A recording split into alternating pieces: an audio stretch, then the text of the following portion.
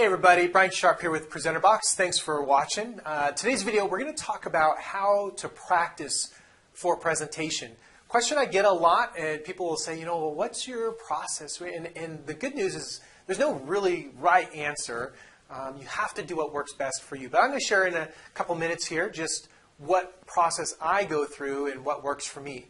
The other point I want to make that kind of goes across all boards is that it doesn't matter whether you're doing a workshop or a webinar or a keynote or whatever. I believe that this process is something we need to apply to presentations both online and offline. We're seeing a lot of the quality of online presentations go down because they figure, well, I'm not in front of an audience, so I can wing it or I'll just go off of my notes. And I'm not sure that that's always the best approach. So how do I practice? Well, I have a philosophy, I guess you could say, that I practice like the real thing. So if I have a live speech I'm giving, for example, I have one next week that's about 40 minutes in length. When I practice, yeah, you guessed it, it's 40 minutes of practice time. I first start building the presentation with a written outline. I tend to use yellow pads for whatever reason. I'm still a yellow pad guy when it comes to my outline. I'll transfer that to a written kind of presentation, an outline. And then if I'm going to do a PowerPoint, I'll build the PowerPoint from there. Or again, whether I'm using that for online or offline.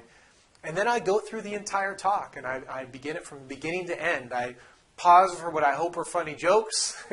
I practice my intro. I tell the stories that I've told a bazillion times, like they're right there. And I go through that presentation no matter what the distractions are. I have 3 small children.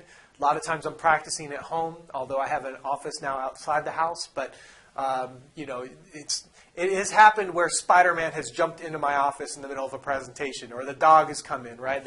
My son's never raising his hand, like I'll be saying, hey, so, what do you think of that? And he's raising his hand. I'm like, that's great, young man. You just hang tight. We'll get to you. But you got to keep going because I'm 30 minutes in. I don't want to start over again. So I practice like the real thing. I time it because it's important to know where I'm at what point. Because oftentimes, at least in my experience, more than 50% of the time for live presentations, you'll be asked to cut the amount of time you had been allotted. So you have to have some flexibility there. So I practice like the real thing through and through. Sometimes I record it, sometimes I don't. But at a very minimum, I practice until I can do the entire presentation with no notes. That's how I know I'm ready. Hopefully that helps. But if you have any questions or comments, please post them below the video here. I'd be happy to respond. And you can always check us out over at presenterbox.com. Thanks a lot for watching.